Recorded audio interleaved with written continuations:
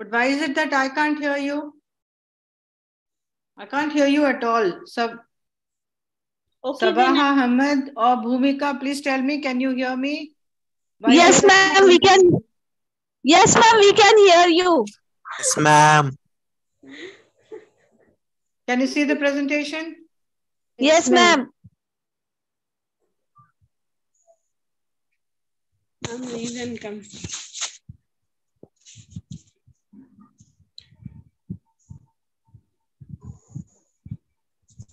Yes, Masrat, anyone tell me? Can you unmute and tell Ma'am? me if you can hear me? Can hear Yes, you, I'm ma'am. unmuted. Okay, good. So today we will be doing, yesterday what did we do? We have Attitudes. completed series. Yes, our attitudes and theories, which was unit 8, right? Unit 7th, 7. ma'am. Unit 7. Block Unit 3rd. 7. Yes. Block 3. Achha, we had done unit 7. Yes, now we are going to Unit 8. Unit 8. Okay, then 1 second.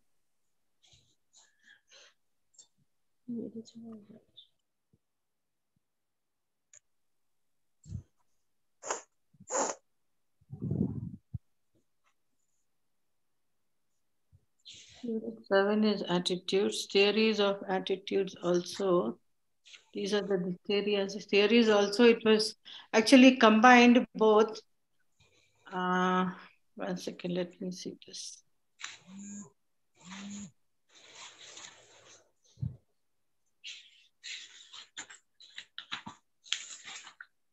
Up to Bogart's social distance theory, it's completed, ma'am. Okay. Up next, we have to go to Unit 8. Okay. Unit 8, we will be going to Unit 8.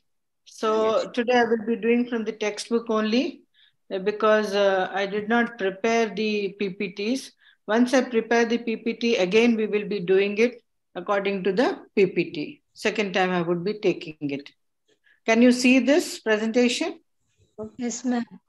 Yes. Yes, ma'am. So, Yes, ma'am. For that, can I ask that did you have prepared important questions, ma'am? no, I didn't have time, but I will do it next week. I'll give it to you from all the units which we have done so far. Today we'll be doing units 8 and 9. So till 9, I will be giving you the questions next time. Okay? Okay. Yeah. So now today we will be doing welcome to theories of attitude, which is unit 8. So in this unit, we will be covering, as you can see, first, what is the introduction and introduction of what we understand by theories of attitude. Then he does theory of balance, the Festinger's theory of cognitive dissonance, then Darrell Bam's self-perception theory, then theory of reactance, and then, of course, we will move on to summary. After this, we will be doing Unit 9. And Unit 9 is basically prejudice. We will be looking into prejudice and various elements of prejudice. Okay, so now let us see what this theories of attitude, as we had already spoken in the last few classes. Theories, what we understand by theories is theories make us understand, they scientifically they are proven, they try to explain the causes and the reasons of certain phenomena or certain concepts, why they happen. They give us a detailed view of the concepts, which scientifically it has been proved with scientific experiments and etc. and all. So social psychologists have devoted much attention to the subject of how attitudes change, right? So we know what influences for a change of attitude. The consistency theories hold that people prefer consistency and will change or resist changing attitudes based upon their preferences. So based upon their preferences, they change their attitudes. There must be consistency between attitudes, between behaviors and among attitudes and behaviors. We have discussed the example of how about smoking, how smoking a person smokes, but then it contradicts the belief system which says that smoking is bad, right? So then it is contradictory. So this way this what happens is attitude between attitude, behavior, and among attitudes and behaviors. When there is consistency, we call it as consistency theories. There should be consistency. Now, suppose if a person hates cigarette smoking but falls in love with a cigarette smoker, there would be an inconsistency, right? So, a lack of consistency causes discomfort. So, if the person is aware of this inconsistency, then according to consistency theories, the person will try to resolve it. So, in resolving it means he will try to find out a solution for it and resolve it.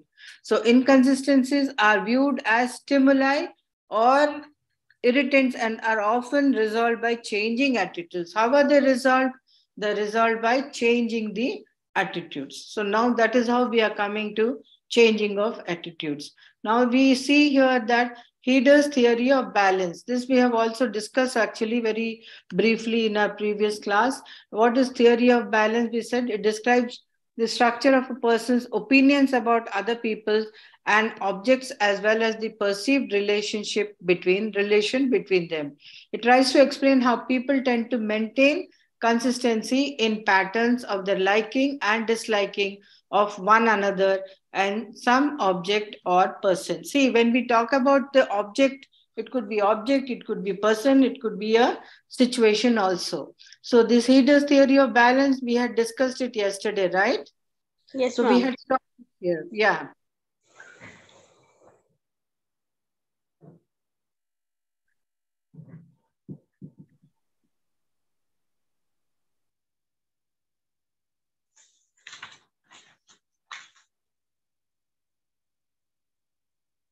Now here they are saying that Heidegger's theory can be summarized in the following words.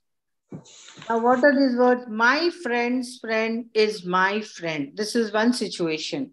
That means my friend's friend is also my friend.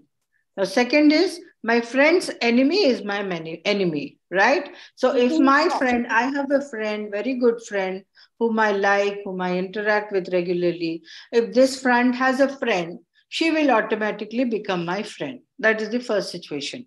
Second is my friend's enemy is my enemy. Similarly, if that friend has an enemy, so that person will also become my enemy. So my enemy's friend is my enemy, right? This is the my enemy's friend. Now suppose I have an enemy, she has a friend, that friend also will become my enemy. This is the fourth situation. So my enemy's enemy is my friend. So these Heidegger's theory in a brief way describe these four situations. So one simple advantage of the theory is that it recognizes that people sometimes notice inconsistent cognitions. Inconsistent means which is not consistent. What is not consistent means always the same. It keeps changing. It keeps inconsistent means it keeps fluctuating. It keeps changing.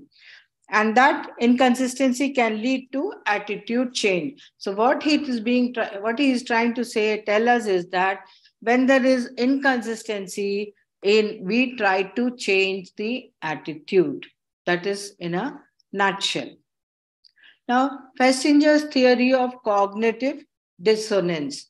Now, the second theory of attitude change is Lacan Festinger's cognitive dissonance theory. So, a major influence on social psychology. This has influenced social psychology in a very, very big way. What is this theory called? Cognitive dissonance. Does anyone know what dissonance means? Can anyone tell me what dissonance means? Quickly.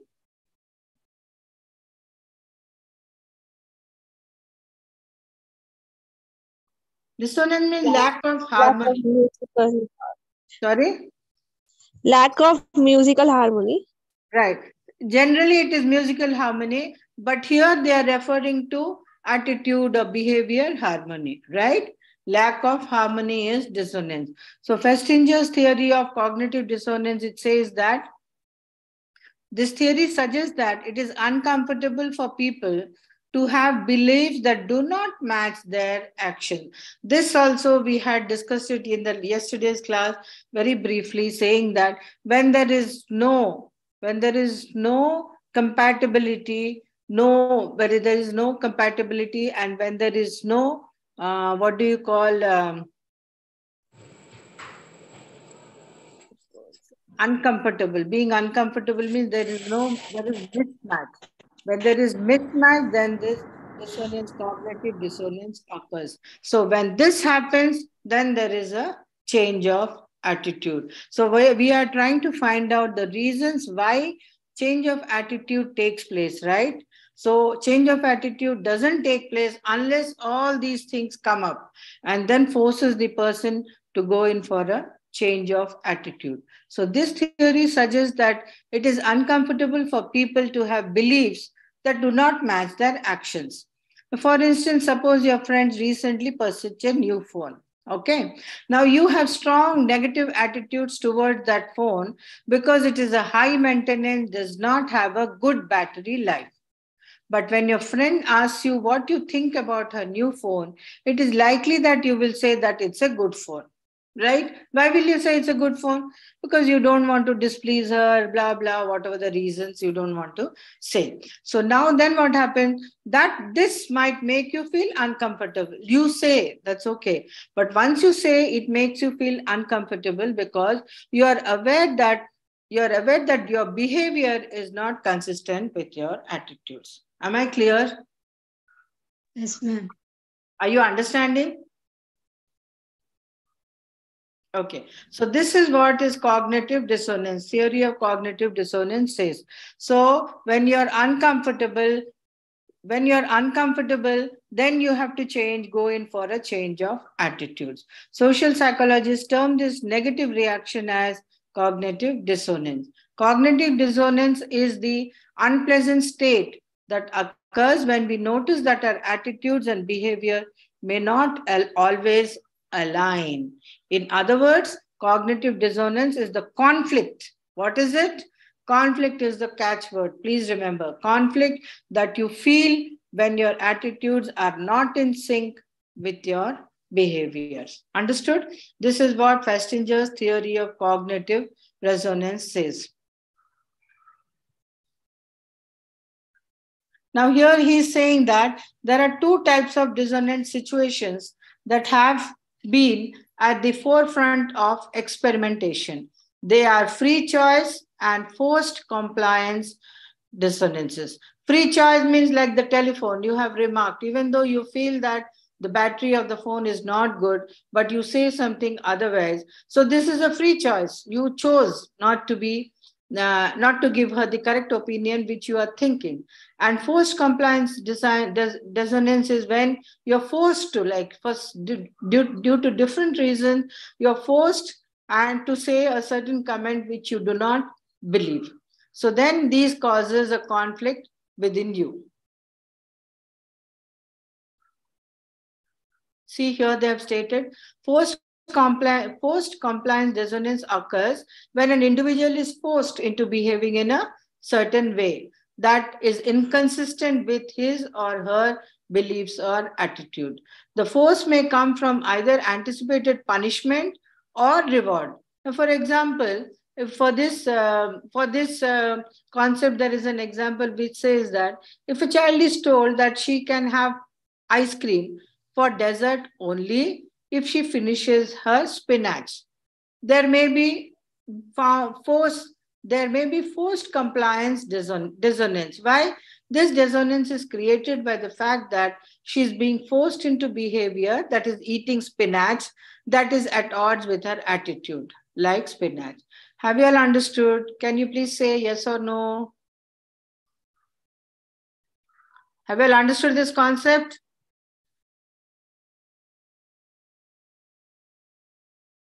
So this is what this diagram shows, that dissonance is weak.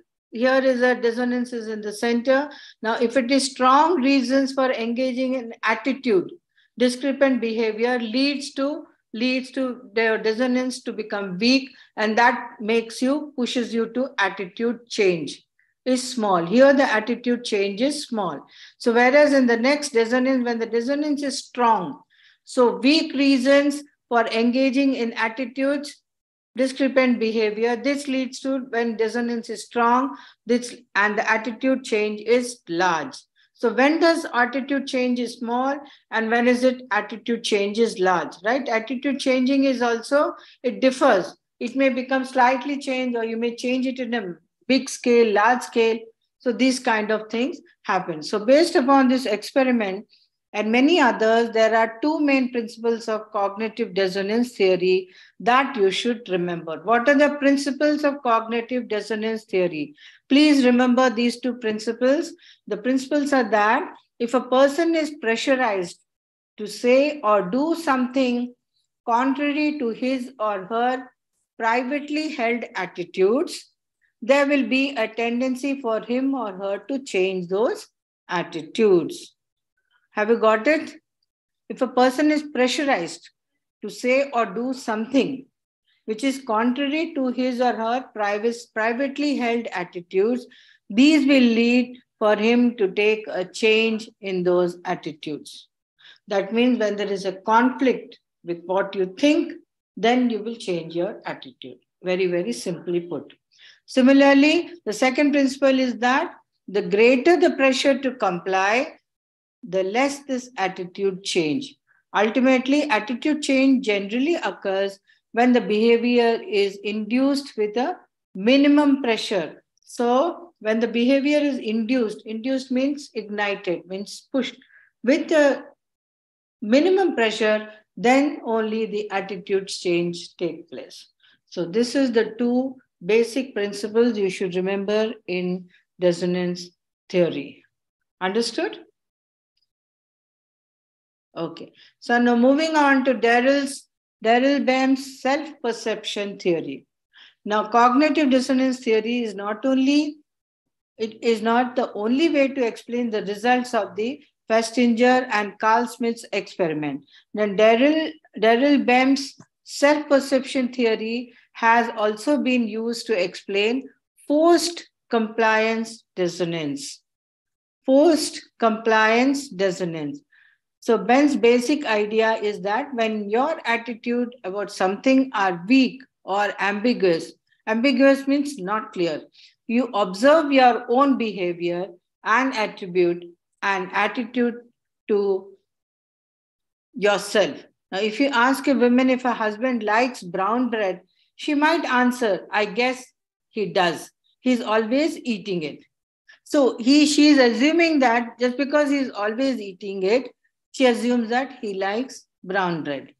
In other words, based upon the evidence of his behavior, his wife concludes that he likes eating brown bread. Now, suppose you ask the husband if he likes brown bread, according to Ben, the man uses the same type of reasoning about himself. The man might say, I guess I do, because I'm always eating it. Understand? So this is the self-perception theory. How you perceive yourself.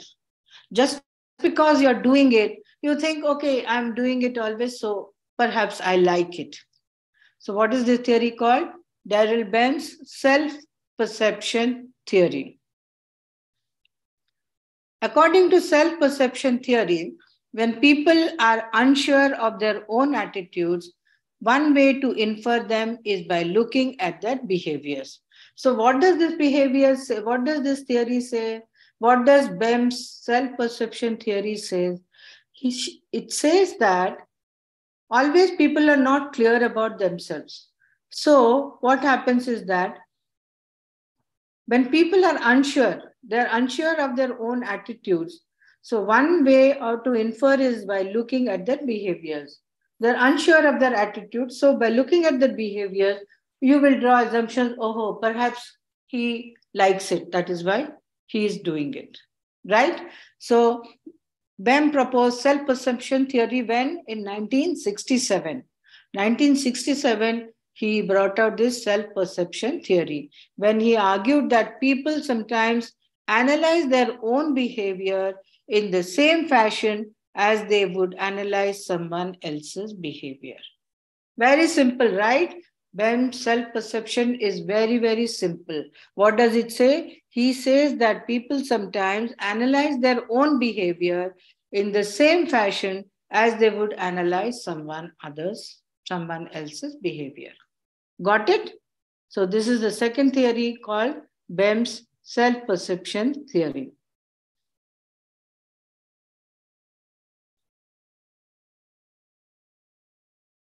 Now moving on to theory of reactance.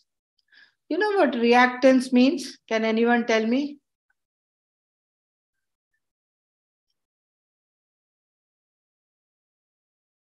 Reaction of a person. Sorry?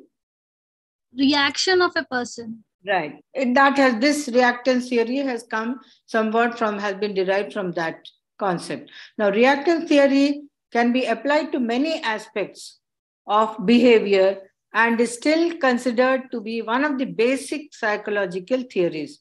So, what is this? One of these basic psychological theory is the theory of reactance. So, according to this theory, reactance is defined as an aversive affective reaction in response to regulations or impositions that impinge on freedom and autonomy. So there should be freedom and autonomy, and then when there is the response is aversive. You know what aversive means? Not liking, dislike. It's called aversive. Now, a person can be said to experience reactance when he or she feels that someone is or something is taking away their choices. So when does this happen? When you feel that someone else is taking away your choices or limiting the range of alternatives, that means are restricting you, then you feel a kind of reactance. So in layman's terms, reactance is very similar to the idea of reverse psychology. Reactance is similar to the idea of what? Reverse psychology. You know what reverse means? Reverse gear, going back. We use it in the car. So it is similar to that. So human will tend to do the opposite of what they are told to. Being ordered to do something by an external person or source implies that someone is trying to reduce one's freedom. What does it indicate? That your freedom is being curtailed, is being stopped. So reactance also refers to the idea that people will want something more if they are told they cannot have it. If you tell someone you cannot have it, then you will want more. That is what this theory says. As a result, humans may tend to act in a manner that will oppose or a resistance presented to their freedom. So that is why they resist, they oppose, they do not obey. So that is what Braham says. Braham observed that when a person's options are taken away by external forces, he or she may become quite troubled and may take an action to maintain or reclaim his or her best option. This is what is reactance. Right? So have you all understood? Now, reactance theory is important because it highlights people's need for control. Why is it important? It is important because it highlights people's importance for need for control, freedom of action, and choice, as well as people's desire to preserve as many options as possible. This is the fundamental thing which is trying to highlight in this theory. People like their freedom, people like the choices.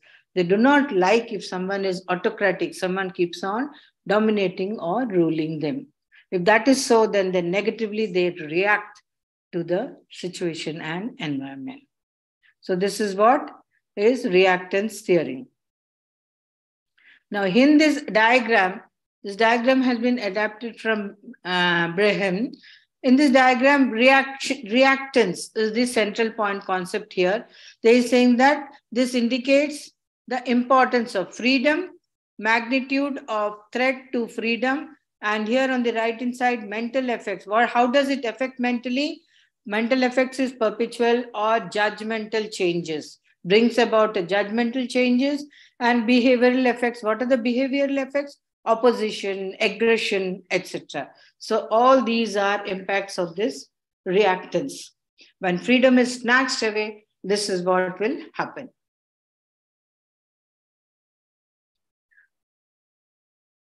Now let us quickly go through the summary. It will be very interesting to know. Can any one of you read? Maybe Divya, Bhumika, can any one of you read the summary slowly and move slowly and read slowly, please?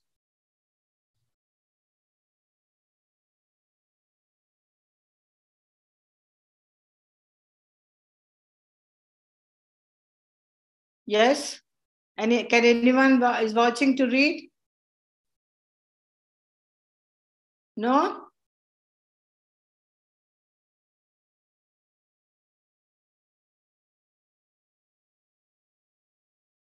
Shaba Ahmed? Shall I read, ma'am? Yes, please. Shifa, please go ahead. Okay, ma'am. Each of these theories have diverse origins and various perspectives and approaches towards attitude. Four main theories have been discussed in this lesson. Firstly, Fritz Heider's balance theory suggests that individuals try to maintain consistency in one's values and belief. Over time, an imbalance among beliefs can lead to discomfort. Right. Next comes Leon Fistinger's cognitive dissonance theory. According to this theory, there is a tendency for humans to seek consistency among their cognitions and actions. And when there is inconsistency, there is a tendency to change their cognitions or actions to eliminate the dissonance. Thirdly, Bradley Beam's self-perception theory, which suggests that people infer the attitudes based on their behavior and the circumstance in which they occur. Lastly, the theory of reactance comes into play when a person feels that someone or something is limiting their choices or their personal freedom. In simple terms, telling someone not to do something may cause the person to do the thing that you forbid them from doing in the first place. Attitudes are complex in nature, and attitude change can often be explained using a combination of the above theories. Right. So have you all understood the whole concept? See, you can notice in small children, especially when you ask them not to do something, they do it all the more, right? Yes. You noticed? Yes, ma'am. So that is what this theory says. So have you all understood all the four theories which we have done today? Yes. Yes, ma'am. All of you. Okay, good. So you please remember what the theory says, who has brought out the theory, which year, and what is the concept of the theory, and you have to give some examples and all, right? So now we will be going on to unit 9. Ma'am? Yes. A small doubt regarding last theory, ma'am. Is it normal that not only kids but adults are doing opposite which they are being told? Yes. Many a times it happens. Many a times adults, it's called rebellious behavior. Sometimes, you don't notice it, but they behave it that way. Just now I observed that while she was reading summary, so one sentence came in between that telling something not to do means you will do. So I laugh at that time because I'll do the same thing. Oh, okay, good. You acknowledge this, but all of us see it is only to the extent that we do that. Many a times, all of us do it, just whatever the reason. But how much you do it always 90% of the time, or just sometimes is what it matters. Okay? Yeah. So that's nice. So now let us come back to what is this? The chapter 9, right? Yes. The unit 9. The unit 9, what does it say? The unit 9 is? Prejudices.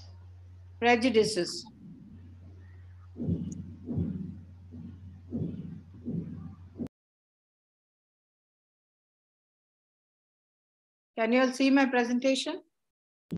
Yes, ma'am.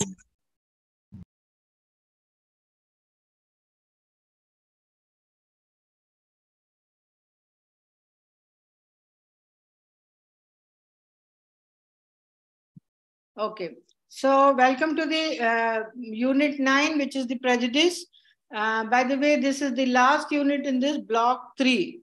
Block 3 usually is social processes. In this block 3 social processes, we have covered attitude, then theories of attitude, and the 9th unit is prejudice. Now let us see what we have in prejudice. Okay, now prejudice, before we start the unit quickly, what do you understand as a layman by prejudice? Anyone? What do you understand by prejudice? Neglection. Sorry? Negativity. Yes. Judging. Having a negative feeling? I think so. Judging someone is prejudice. Right. Good. That is what actually the term prejudice means. Now, in this unit prejudice, we will be basically doing all these we'll be exploring these concepts in prejudice. One is we'll be doing an introduction and nature of prejudice. Then we will be moving on to concept of stereotype and discrimination prejudice. Then manifestations of prejudice, how prejudice is manifest. Then consequences, what are the consequences of prejudice? And finally, techniques of reducing prejudice. Final thing is techniques of reducing the prejudices. Ma'am, what is the actual meaning of prejudice? Right, that's what. Prejudice means it is a feeling here. See, they have said very rightly, prejudice and discrimination persist in society due to social learning and conformity to social norms. But one second, you ask for what is the exact meaning of prejudice. I'll just let you know. Prejudice is nothing but against people. It's opinion based. That prejudice is preconceived opinion on someone. It's a reason, right? Prejudice against people from different backgrounds. Prejudice again, we have a prejudice again. What do you say? Black people. So prejudice means having a what is it? One second. Exact meaning is here they have not given in the dictionary. Opinion that is not based on reason or actual experience. It is a preconceived opinion. Prejudice is having a preconceived opinion. Understood? Right. So now we'll just be doing the introduction. Prejudice and discrimination persist in society due to social learning and conformity to social norms. Now, prejudice is an effective feeling towards a person or a group member based solely on that person's group membership. Origins of prejudice can be traced to historical, psychodynamic, and socio-cultural and phenomenological approaches. Number of experiments have sought to establish the existence of prejudice.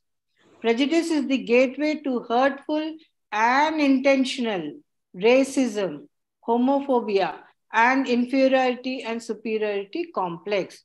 Prejudice can be a central contributing factor to depression. So, when you have prejudice, without your knowing, you tend to hurt the other person. That is the outcome of prejudice. So, that is why they are saying that it is a central contributing factor to depression also. When you are having a prejudice to the other person, your behavior also changes. You tend to hurt the other person, and there are chances for the person to enter into depression. Now, another consequence of prejudice, these are all what? Consequences of prejudice. So, another consequence of prejudice behavior is stereotype threat. Now, stereotype threat occurs when someone feels fearful or nervous, and their behavior will worsen a negative stereotype held towards a particular group that belong to. Can you all see the presentation? Yes, ma'am. Yes, ma'am. Okay. The prejudice also prevents the person from a chance to learn about a community from that community's perspective. So, what happens when you're prejudiced against a person or against a community? What happens? You close the door.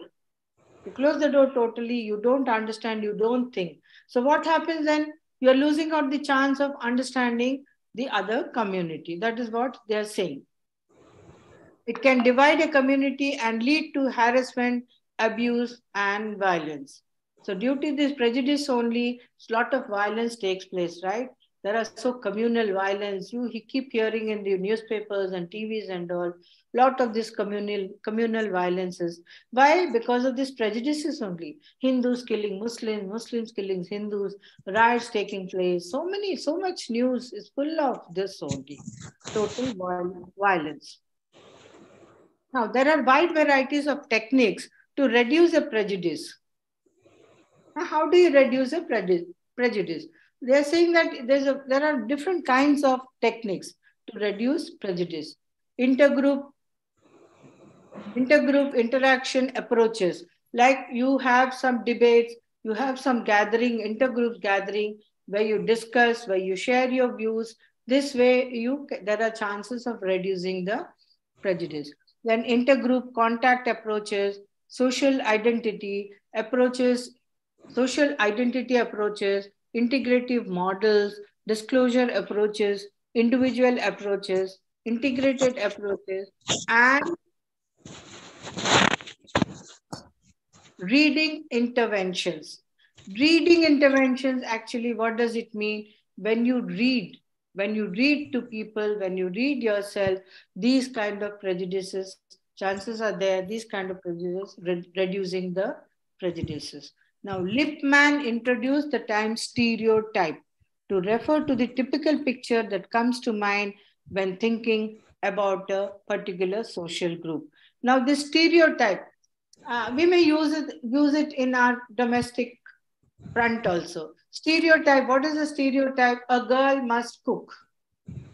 That is the stereotype prejudice we have, right? Of course, times are changing, things are changing. But earlier days, what? The girls should cook, the women should cook, the men should go out and work only. Didn't you all hear all these things? These are all different kinds of prejudices. So Lippmann said these are all stereotypes. Stereotype, right from the beginning of your childhood, you have been hearing all these things. Only grandmother cooks. Does grandfather cook? No. Grandmothers cook. Aunties cook. The men, they do not cook. Only women cook. So this is the stereotype role in the society. But of course, this role, stereotype roles are changing. Now, I've gone through lots of changes. Now, stereotypes are cognitive schemas used by social perceivers to process information about others. Schemas, we have told you, right? What are schemas? They are mental structures, mental formations that we use to understand and to define other things or events or people. Now, there are individuals, groups, and cultural stereotypes. According to Alport, discrimination involves denying individuals or groups of people equality of treatment, which they may wish. So, Alport, what does Alport say? Stereotypes, cultural, what are the cultural stereotypes? He says that discrimination involving what? Denying individuals or groups of people equality of treatment. We don't give equality of treatment. Even now, when you go to rural areas, you will find that the maids and everyone, they are treated differently. One kind of people, they are treated differently. They are not treated like other people. This is what discrimination is. There are different types of discrimination based on race, gender, and age. Do you agree to this? Yes, ma'am. Yes. So can you please give me a discrimination on race? Education field. Sorry? Education field. Yes. And anything else? Discrimination on gender? Going outside at night and Sorry? Uh, Office, job place, workplaces. Yes, you're right. Temples. Office jobs. someone said temple. Temple, yes. Some temples are there, they are very discriminative. They don't allow some type of people, right? Some culturally background people. They are only meant for some only upper caste people, right? Other caste peoples are not allowed to enter the temple. There are some temples in India. In So our this is what, reader, yes. in our textbook, one example is there. Huh. One example is there, public and private schools. Like in government schools, only upper class people can go. Middle class and low caste people can't go, even they can't afford. If they will go as well, so who are upper class level people, they will not accept the middle class people. So if this one Ah. example is there, maybe it is too suitable for this Yes, discrimination. correct. This is yes. You are very right. This example is very, very suitable. Through examples, also you can remember what discrimination is. So, different types of discrimination, they are based on race. Like for in the US, for example, even now blacks are called. They are treated in a very inferior way, right? They are not given the same rights as the white people in the US. You must have heard about this. So, evidence says that conformity also leads to discrimination. Okay, now next. The word is often used to refer to preconceived, usually unfavorable feeling towards people or a person because of their sex, their gender. See, even now, you know those hijras? Yes, ma'am. Yeah, transgenders. There are lots of discriminating. Now they are giving many privileges in work areas and all also. So that is also a very good example of discrimination, right? Okay. Unfavorable. You have unfavorable feelings toward these people. Some people when they come for begging and all, they scream at them, they speak very rudely at them. They don't understand what is the plight of them. Why is that they're coming for begging? Because they don't have employment, right? Society doesn't give them employment, which is why they are being forced to beg on the streets. This kind of empathy is missing, and then so much of discrimination is shown towards them. So now, unfavorable feeling, discrimination means having unfavorable feelings towards people or a person because of their sex, their gender, beliefs, values, social class, age, disability, religion, sexuality, race, etc., and etc. Now, in this case, it refers to a positive or negative evaluation of another person based on that person's preconceived group membership. The prejudice can also refer to unfounded or pigeonholed beliefs. It may include any unreasonable attitude that is unusually resistant to rational influence. So it can be anything. It can be anything which may which may give rise to this discrimination. So it may include any unreasonable attitude. Gordon Alpert defined prejudice as a feeling favorable or unfavorable towards a person or thing prior to or not based on actual experience. You just frame those beliefs and all without having the proof of actual experience. That is what is prejudice. Please learn this Gordon Alport's definition. It is very simple and easy to remember. As I told you, in each concept, just one or two definitions you remember so that you may be able to write it in your exam. Now, prejudice is an extreme stereotype. The cognitive component is the stereotype. The affective component is a feeling of liking or disliking. The behavioral component is the various types of discriminatory action. In action also, it shows. Prejudice shows in action.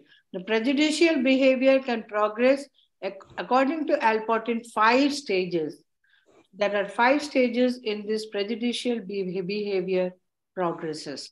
One is antilocution, comprising such as things such as malicious gossip, verbal put downs, and nasty jokes. So, this is one method, cutting nasty jokes, and then putting down the other person. This is a way of showing that you are prejudiced towards the person. Avoidance, you avoid the person. Discrimination, when the object of the stereotype is excluded from certain rights, it is called prejudice. That is why this you have this what is it called, tribals and all, no? Earlier they never used to have this voting powers and all. They are marginalized societies. They're pushed to the peripheral of our society. They are not given any right. They were not given. Now, of course, things are changing. So this is what is discrimination is. Then physical attack. It may come to physical attack also when you are prejudiced against certain person. Then extermination. Extermination is just what to say, just killing or just putting down is also. See, so many rights. What is happening? People are killing each other, right? Because of their prejudice. So these are the 5 steps.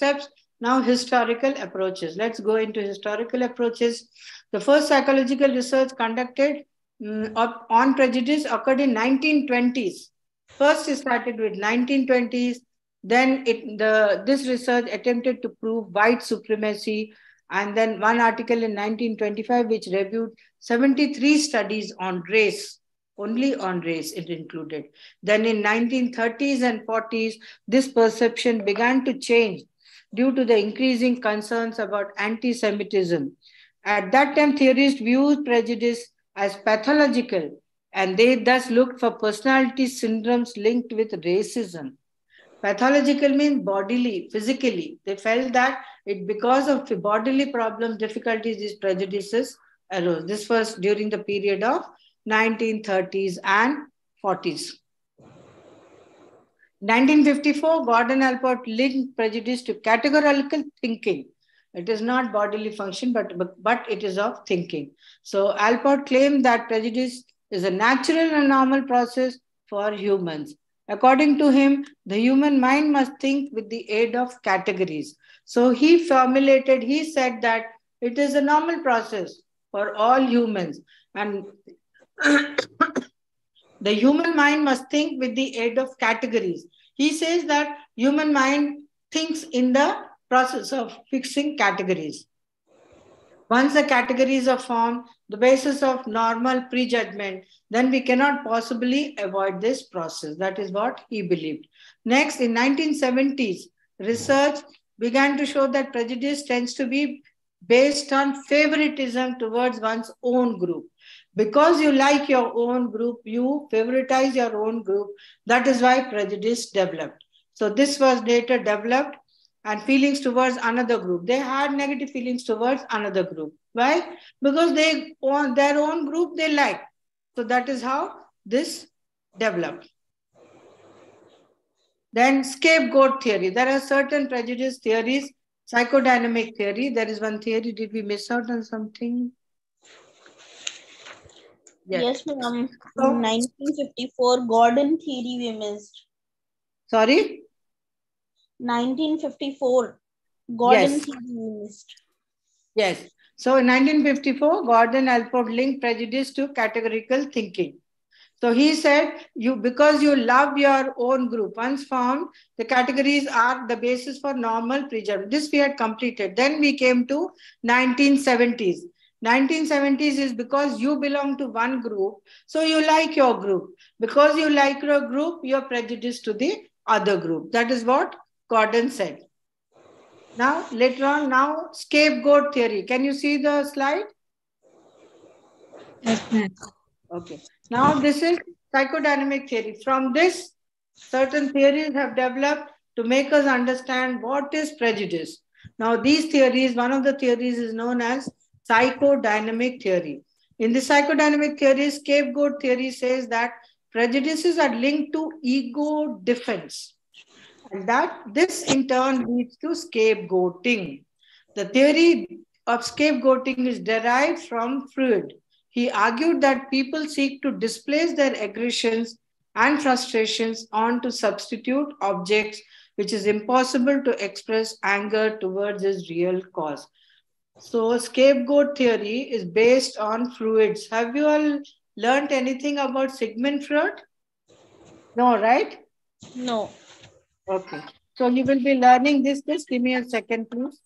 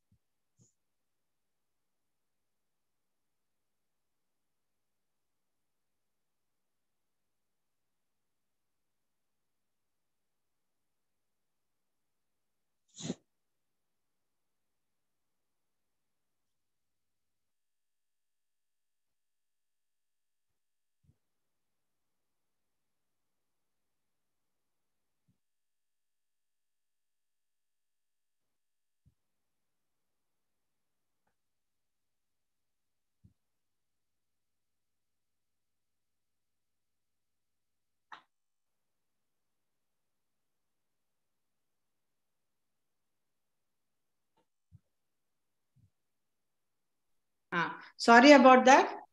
So, this in psychodynamic theory, the scapegoat theory is a very Sigmund Freud. He's a psychoanalyst. You'll be learning about him in different papers. You'll be learning about him. The theory of scapegoating has been derived from Freud's theory. So he said that which we experience always is that if we have any frustrations or any difficulties, we try to show it on other people. Now, suppose people who go to office, their boss scolds them. Suppose your boss scolds you at the office or you have very bad time in the office. What will you do? You come home, you'll blast your small children who are very, very powerless, right? Or you'll blast someone else. So that means you're taking your bad mood on someone else. So this people generally do because this is called, what this is called is aggressions and frustration. You substitute on different people and different objects. Do you understand this? Yes, Are you ma'am. understanding? Yes. We seek to displace our anger, our frustration on someone else. We get it from someone in the office or in the school, someone scolds or someone does something. What we do in turn, we are very angry within ourselves, we are very frustrated. So, that thing, when we come home, we take it out on our own people in the house. This very, very often it happens with all of us. So this is what is called scapegoat theory. So this is prejudices are linked to ego defense, defending your ego. So in the process of defending your ego, you do all these things. So this is what it is. Next is authoritarian personality. Now, psychodynamic theory treats prejudice as a personality disorder and was developed by Adorno in the 1950s. According to Adorno, prejudice develops in individuals with the authoritarian personality syndrome. What is authority? What is authoritarian? Can anyone tell me? What does the term say? Authoritarian personality means you tend to show authority. What is authority? Command. Having Yes. right. Having right. Commanding. Showing command. Absolutely, absolutely. You have right over everyone. They should do whatever you ask them to do.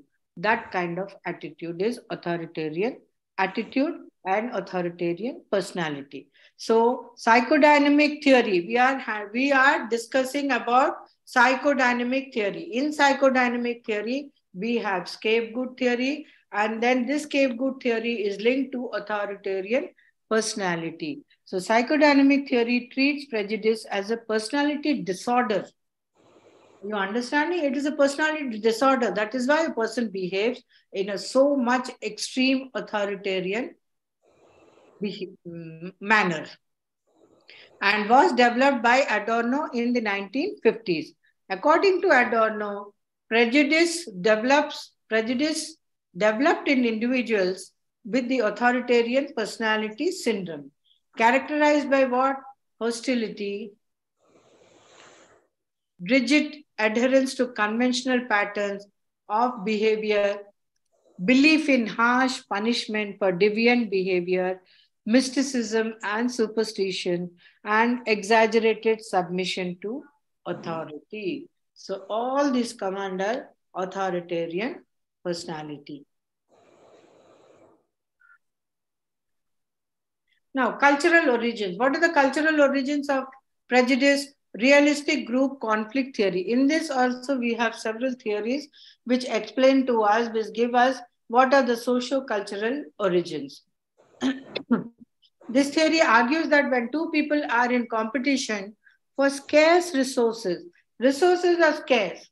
So they have to, two, three people are there to make use of the resources. So then this realistic group conflict theory comes into the picture because everyone would aim to take the resources. Then they threaten each other. Then they dislike each other because they are not getting the resources. So this way, threats creates hostility and negative evaluations of each other. Prejudice is therefore the inevitable consequence of a real conflict over resources desired by both the groups. So this way, due to real conflict, prejudice tends to creep. This is one theory. Then moving on to relative deprivation theory. What does this theory say? It says that according to this theory, some people perceive themselves to be deprived relatively to others. This is a natural thinking. That person compares to the other person and thinks, oh, I'm so deprived. I don't have all those things which my friend or someone else is having. So it is the perception that creates the intergroup hostility. Now, the tribal people, they may be thinking that urban people, people who live in the societies, in the cities and all, they have much more benefit than us. So this kind, if that thinking starts in the tribal group and all, they will start having negative feelings with people who are living in urban areas. So this also gives rise to this prejudice. So hostility means hatred. This often happens when conditions improve more slowly for one group than for another. Suppose two groups are parallelly moving. One group gets more benefits and all, the other group will have hatred and negative feelings toward the other group. Suppose A, B are there. So B will have prejudicial feeling to the A group. So this way also the prejudices start to germinate, start to create. This is what the social cultural origins are.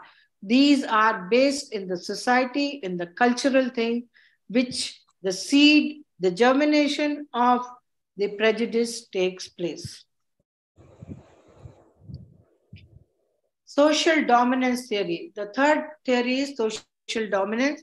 This theory states that can be viewed group-based hierarchies in competition for scarce resources, suppose such as housing or employment. Dominant groups, suppose richer class people, they have more privileges. They get the opportunity. Whereas the other groups, the middle class people or the no middle class people, they may not have so many opportunities. They may not have all those privileges. So this kind of social dominance theory says that the other classes of people who are much more higher level in the hierarchy, they get more privileges. And this way, prejudice develops among the middle class, low middle class people. So this is another way where prejudice germinates. Social learning view. It suggests that prejudice is learned. Here, what does this theory say? The theory says that prejudice is learned. Children acquire negative attitudes from others such as parents, teachers, friends. Mass media also plays a role in the development of prejudice. Can anyone quickly give an example how children learn, suppose in schools through friends? How can you give an example? Mass By media. seeing others, ma'am. Tell me. By seeing others' nature, Yes. friendly or else violence. They learn Yes. by their parents, friends, etc. or their surroundings. Right. They learn, from the teachers. Teachers also are not gods, right? They are also humans. Unless teachers take care how they behave in class, not to create prejudices in children. Like suppose these days children, what they suppose the child is not shabbily dressed and all. The child, if the another child who's sitting next to the child says, "Oh no, I don't want to sit with this child because he is very dirty and all," and the teacher encourages, the teacher is teaching, right? The teacher should not encourage. The teacher should say, okay, today you sit, but she tells the child, other child also, you should dress neatly and come to school, right? That is how this should be resolved. So in schools also, these prejudices can take place unless the schools are very careful. Now, manifestations, how the manifestations of prejudices happen. The manifestation of prejudice does not need much demonstration. However, a number of experiments have sought to establish its existence. Prejudices are claimed to be fairly stable over time, which means that once you have a prejudice, then you will always keep it up. Consequences of prejudice. What are the consequences of prejudice? Prejudice is the gateway to hurtful and intentional racism, homophobia, inferiority complex, inferiority and superiority complex. A person who experiences prejudice is denied a chance to explain who they are and share their story. So you tend to be hurtful to the other person. You tend to hurt the other person through your speech, through your actions. If it becomes too much through your actions, also, you tend to hurt. The victims of prejudice may report this feeling. Victims of prejudice may also report feeling anxious, depressed, or stressed. Prejudice can be central contribution factor to depression. Please understand this. It's very important. This it can need not be in the outside, in the family also. If there's someone who keeps on nagging you, who is prejudiced against you, suppose for whatever reason, and then keeps nagging you or keeps scolding you, this may cause depression also in many children. So this can occur.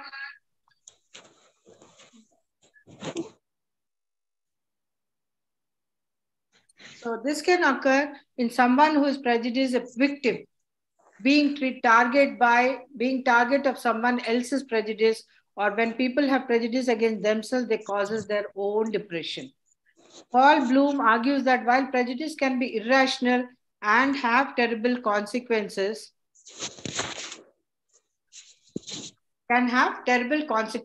whether it is on yourself or with others. If you are having a prejudice, then it is always harmful and damaging. It doesn't allow you to function properly. So now social consequences of prejudice. What are the social consequences of prejudice? The following chart provides an overview of social consequences of prejudice. Now, job discrimination. Suppose there is a job discrimination based on prejudice. Then wealth inequality. That will lead to, just a second, please.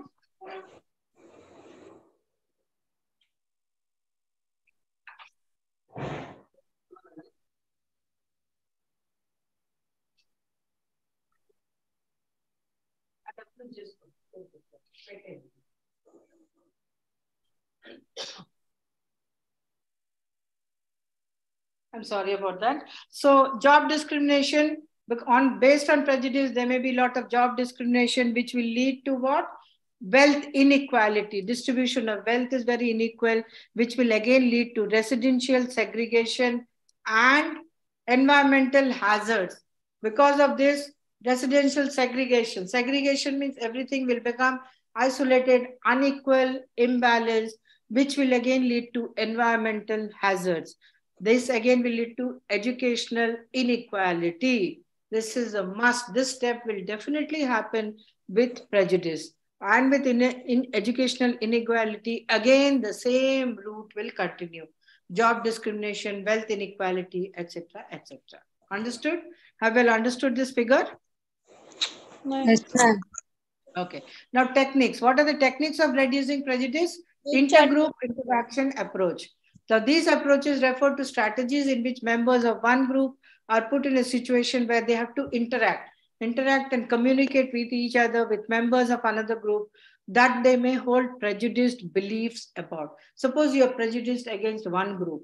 So to resolve it, that group and your group can sit together, can talk, can share your views. This will help to reduce your prejudice. For example, if people from group X are prejudiced towards people from group Y, or vice versa. An intergroup approach would require, what does this intergroup approach do? It requires that at least one person from group X to interact with one person in group Y.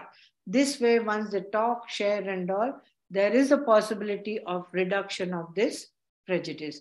The expectation is that prejudice will decrease following a specified type of interaction. These approaches are based on the concept of interdependence, intergroup contact, and social identity. The expectation is that, what is the expectation? It is that prejudice will decrease following a specified type of interaction. That is the main intention. Now, moving to, there are different approaches other than this group approach, intergroup approaches, interdependence approaches, intergroup contact approaches, social identity approaches, individual approaches. Now, effective approaches, ineffective approaches, we have perspective taking, and empathy.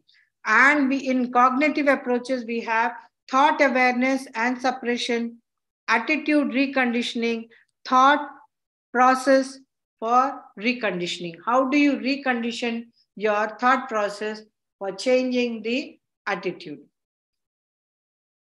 Integrated approaches, these approaches to prejudice reduction include both intergroup and individual components, such as vicarious group, intergroup contact, perspective talking, and empathy. These elements, when you're interacting and all, it helps you to reduce your prejudice. Many of these integrated approaches involve some form of entertainment. After cooperative learning, entertainment-based interventions. Intervention means teaching, learning. So entertainment-based, maybe through movies, through videos, all these things are shown so that an understanding of prejudice and resolving the prejudice takes place. Then reading interventions are particularly popular. Again, one more approach is reading intervention. Reading intervention, what are these reading interventions? Reading typically take place in schools. These interventions take place in schools and last an average of 5 weeks. Suppose they have 5 weeks, they attempt to influence prejudiced beliefs through the use of engaging stories. In the school, small children are there. Suppose the teachers feel that they are having prejudice towards something, some group of people and all, through stories, through reading the stories and all, through this kind of intervention, steps are taken to reduce the prejudice. Now, concept of stereotype and discrimination. Lippmann introduced the term stereotype to refer to the typical picture that comes to mind when thinking about a particular social group. Stereotype is, man, as we have discussed it earlier, stereotype, a girl. Girl means what? She has to cook in the house. She has to take care of the household. So this is the picture which enters our head. This is a stereotype. Stereotype role of a girl. So what is the stereotype role of a boy? If you think small boy, he'll be playing with cars. So he will be playing with cars and technical stuff and all he would be doing. This is the stereotypic thought, cognitive schemas which we use to perceive the image. Now, individual stereotypes we have, group stereotypes we have, social structure and stereotypes, and cultural stereotypes. Now, in concept of discrimination, what is the concept of discrimination?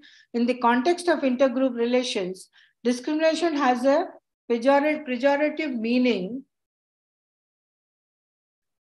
It refers to inappropriate and potentially unfair treatment. What is discrimination? Discrimination is nothing but renting out an inappropriate and potentially unfair treatment. Being unfair is what is discrimination is. You are discriminating him from her, or discriminating one person from another means your behavior is not appropriate. Suppose two people come into your house. Now one person, you ask the person to come and sit, the other person, due to some reasons, you don't call him or invite him to the house. You are discriminating between both of them for whatever reasons. It is showing in your behavior. Now, discrimination may involve actively negative behavior towards a member or a group of member or a group, more subtly less positive responses than those toward and in the group member in comparable circumstances. So what is the difference between prejudice and discrimination? Means it is showing in your action, in your behavior. Whatever prejudice you are having, that when it flows into action is discrimination. Got it? So difference between prejudice and discrimination is a prejudiced person may not act on their attitude. Please remember this. If you are prejudiced, you are not acting on your prejudice. But when you are acting on it, it is becoming a discrimination. May not act on their attitude. Therefore, someone can be prejudiced towards a certain group, but not discriminate against them. You may be prejudiced, but you're not discriminating them. Have you understood the concept? Yes, ma'am. Okay. So also prejudice includes all three components of an attitude. Affective behavior, affective, behavioral, and cognitive. These three components are there in attitude. Whereas in discrimination, just it involves behavior. That's all. Okay. Now, these are all the different types of discrimination we use: racial discrimination, gender discrimination, and age discrimination. So, with this, we come to the end of this lesson on prejudice. Right? Yes. Okay. So we come to an end on this session, and I don't think we'll be having on 23rd, 24th, right? Because it is the Christmas Eve, right? Don't know, ma'am. If you will have information, so you can share with us. Yes. So I will definitely, I'm sorry, so I didn't have time, so I couldn't write down the questions about for all these units, but I will be doing it, and I will be sharing the questions and all, and then you can learn. I hope you have started learning from unit 1, whatever we have done, you can quickly revise, and then it will help you to remember. Next class is on 7th. Oh. 7th Jan and 8th Jan, ma'am. Okay. So Sure. next week we are not having. So wish you all a Merry Christmas and a very, very Happy New Year. So we Wish you will the be same, ma'am. Yes. Thank you, ma'am. Wish you the same. Thank you. Thank you so much. We will be meeting in the new year again with a good set of questions. I'll have sufficient time so I can prepare the questions and share them with you. And please, you also till this unit 9, please read it thoroughly so that if you have any doubts or any theories or anything, we can just again revise and we can again learn those theories. Okay? Okay, ma'am. Ma'am, can we have your number, ma'am? My number? Yes, ma'am. Okay, I can just put it in the chat. Okay, ma'am. Okay, ma'am. Thank you so much.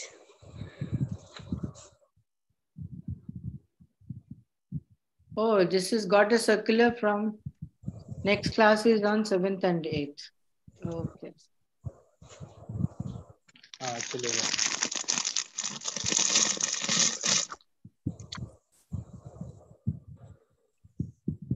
I have this number, you can WhatsApp me if you have any doubts or anything. and then I can clear your doubts also. Okay. Okay. We will not disturb you. I know that. I know that. I trust you all. That is why I've given my number. But you please, you can just write your questions or anything. So maybe I can, what is it? I can just provide any kind of information, any kind of explanation. I can just reply back also with whatever explanation and all. We can keep in touch. Very whatever you have doubts, and this way, it will motivate you to go fast also, right? So Yes, you can that's just, first you can start with unit 1, 2. Now today we have done 9. So 9 and 8 you start off, then 7 and 6. So this way you revise all your units. Then you will be done. You will be ready with the answers of the questions which we'll be putting up. Done? yes. Okay. All the best. Happy learning. Merry Christmas and once Thank again. you, ma'am. Bye. Bye.